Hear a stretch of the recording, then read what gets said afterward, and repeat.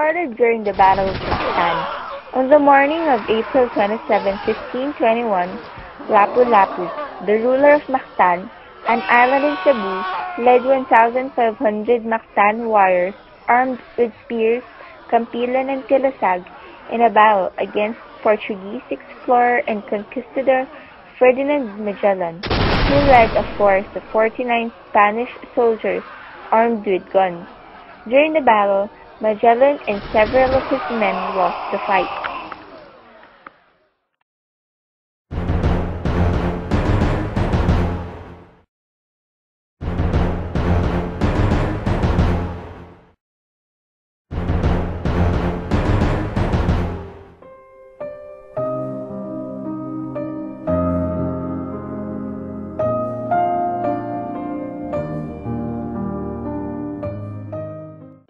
The famous Daguhoy Rebellion, also known as Daguhoy Revolution or Daguhoy Revolt, took place in the island of Bohol from 1744 to 1829, roughly 85 years, the longest rebellion in Philippine history. It was led by the Boholano Francisco Daguhoy, also known as Francisco Sendijas, who decided to rise up in arms against Spanish authorities in Bohol because of the refusal of the Jesuit priest Father Gaspar Morales to give a Christian burial to Daguhoy's brother Sagarino, who died in service while chasing a fugitive who went against Christianity.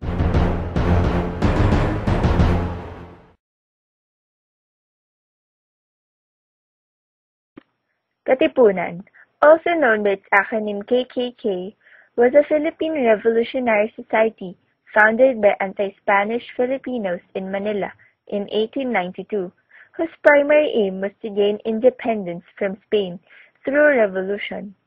The society was initiated by Filipino patriots Andres Bonifacio, Teodoro Plata, Ladislao Diwa, and others on the night of July 7, when Filipino writer Jose Rizal was to be banished to Dapitan.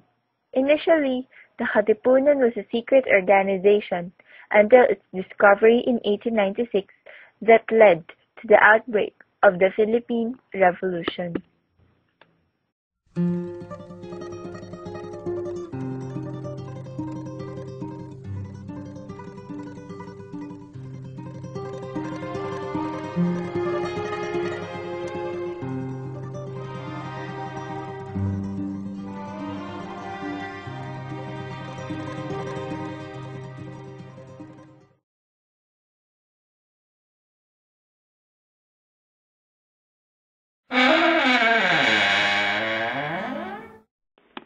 It was June 12, 1898. The Philippines declared its independence, headed by General Emilio Aguinaldo. The flag made in Hong Kong by Marcela Agoncillo, Lorenza Agoncillo, and Delfina Herbosa was raised in Kawit, Cavite. The performance of the Marcha Filipina Magdalo as the national anthem, now known as Lupang Hinirang, was composed by Julian Felipe. The Act of Declaration of the Philippines was written and read by Ambrosio Rianzares Bautista and was signed by 98 people.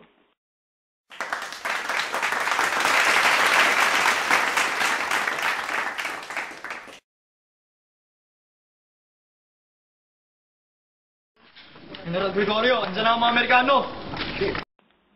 Because of the dominating forces of the United States of America, Emilio Aguinaldo was forced to escape the front lines in order to find more troops and secure a way to true independence. General Gregorio del Pilar, also known as the hero of Tirad Pass, acted as a decoy for Aguinaldo to escape. A gruesome battle commenced as the Americans ambushed Del Pilar and his men. However, General Del Pilar and his forces lost because there was a traitor in the group and exposed their plans and defenses to the enemy.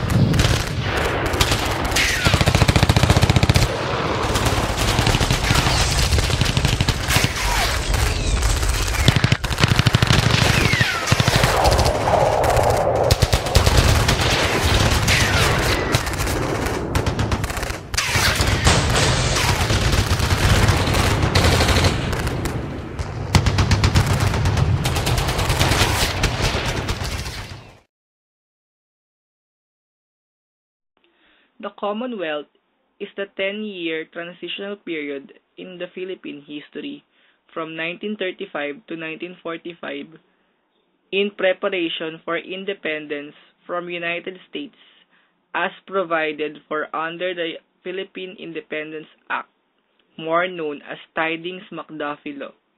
The Commonwealth was interrupted when Japanese occupied the Philippines in January 2, 1942. It was led by Manuel L. Quezon and Sergio Espeña. After liberation, the Commonwealth was restored and started its final or first regular session on July 9, 1945.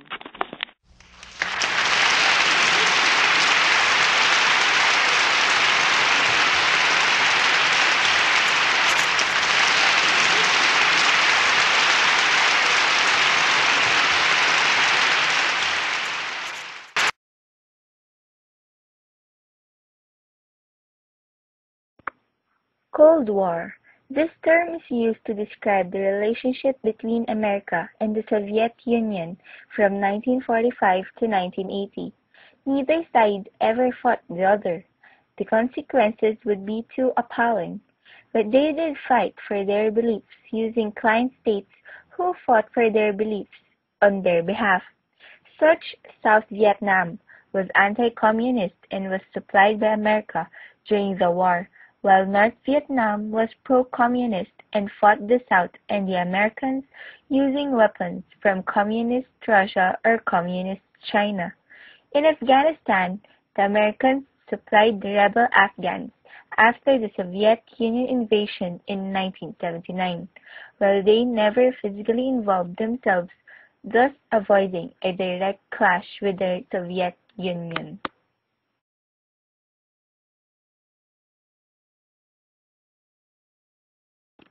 The Armed Forces of the Philippines, also known as AFP, is composed of the Philippine Army as the ground arm, Philippine Navy as the Naval Warfare Service branch, and the Philippine Air Force as the Aerial Warfare Service branch.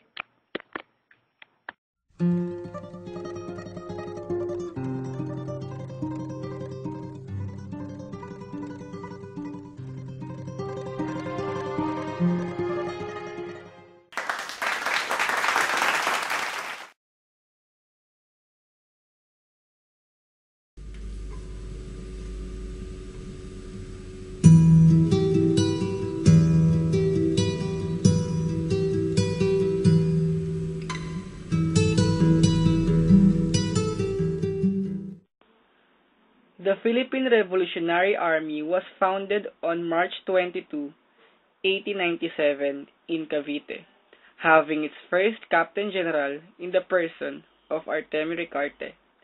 He was also considered as the father of Philippine Army. In 1901, AFP was formally organized through the National Defense Act. After the defeat of Ricarte's forces, the revolutionary generals take oath to the U.S. government, except Ricarte.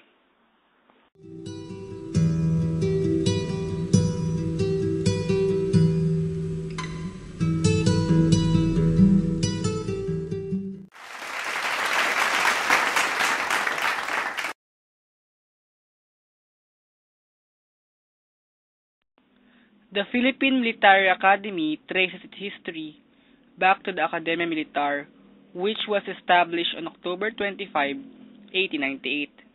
It was established by General Emilio Aguinaldo, the first president of the young Philippine Republic, and the school was meant as a training ground for future officers of the armed forces. It was replaced by Philippine Constabulary Academy in 1905.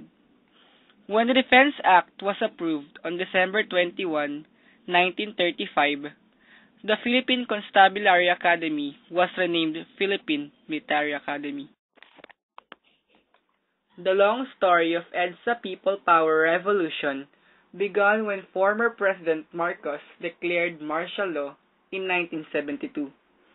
After the declaration, some key person of the opposition was arrested and Ninoy Aquino was assassinated in 1983. On November 23, 1985, after pressures from Washington, Marcos suddenly announced that a presidential snap election would take place the following year.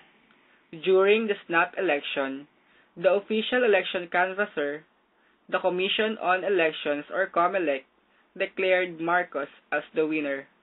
On the other hand, the final tally of the National Movement for Free Election or NAMFREL, an accredited poll watcher, had Aquino winning. Marcos conducted the inauguration at Malacanang. Loyalist civilians attended the ceremony, shouting, "Marcos, Marcos, Marcos pa rin," or "Marcos, Marcos, still Marcos." This electoral exercise was marred by widespread reports of violence and tampering of election results, culminating in the walkout of 29 COMELEC computer technicians to protest the deliberate manipulation of the official election results favored to Ferdinand Marcos. The walkout was considered as one of the early sparks of the People Power Revolution. The Armed Forces movement set into motion a coup attempt against Marcos. At about 6:30 p.m.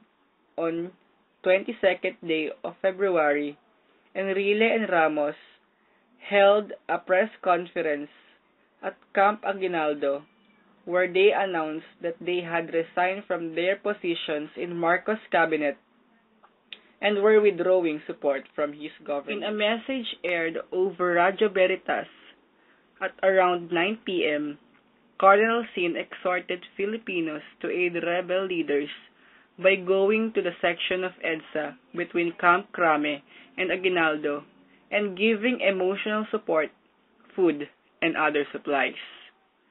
People came to EDSA until it swelled in hundreds of thousands of unarmed civilians. The mood in the street was actually very festive, with many bringing whole families.